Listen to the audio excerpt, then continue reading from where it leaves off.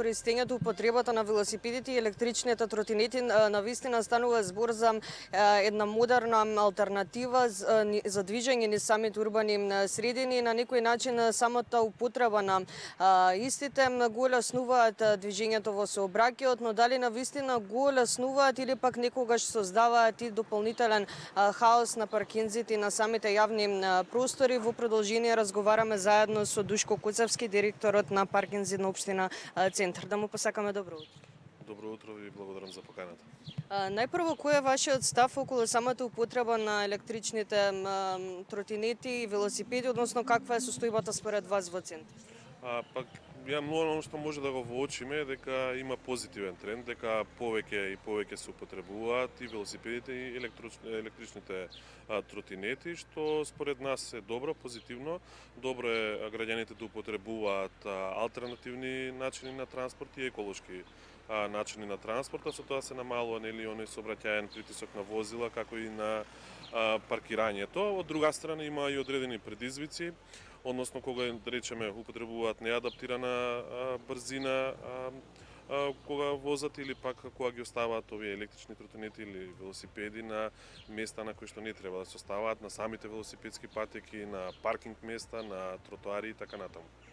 Еве веќе кога напоменавте дека се оставаат на места каде што не треба да се оставаат, многумина се жалат дека самите електрични тротинети се оставаат пред влезови од згради, на јавни паркинзи, исто така на тротоари. Дали ПОЦ планира нешто да преземе околу ова? Видете, во сегашните законски прописи, посебно Законот за заштита и безбедност во сообраќајот, не е додефинирана, не е јасна регулативата во однос на тоа дека самото паркирање или оставање треба да биде санкционирање, особено од страна на јавните предпријатија за паркирање.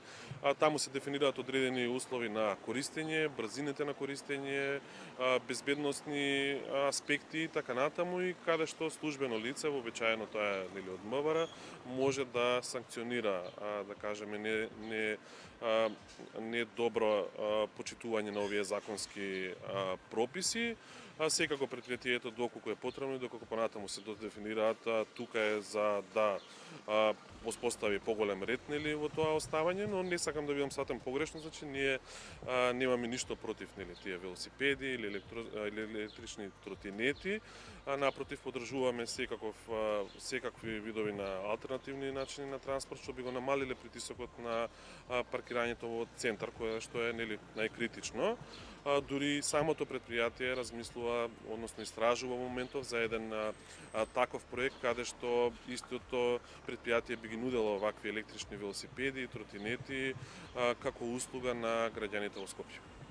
Напоменавте за овој проект, за каков систем станува збор поточно? Може ли повеќе детали да? Видете, досега има приватни оператори, значи кои што работат вакви услуги. Ние како јавно предпријатие размислуваме да исто воведиме каде што би се стимулирал овој алтернативен начин на транспорт, и секако не ни е само профитот, туку ќе гледаме да го интегрираме со останатите паркинг услуги, со одредени бенефиции за жителите, сето заедно да представува една комплетна услуга која што ќе значи поголема придобивка за самите жители.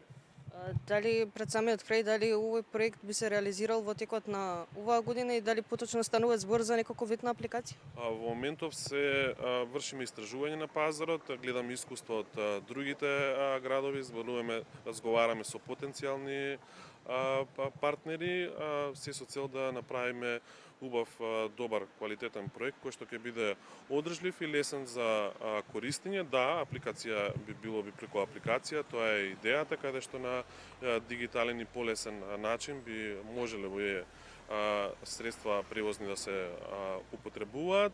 За сега сме во една подготвителна фаза, очекувам до крајот на годината да го имаме проектот, можеби и првите набавки, но целосно претпоставувам би почнале негде на почетокот на идната година.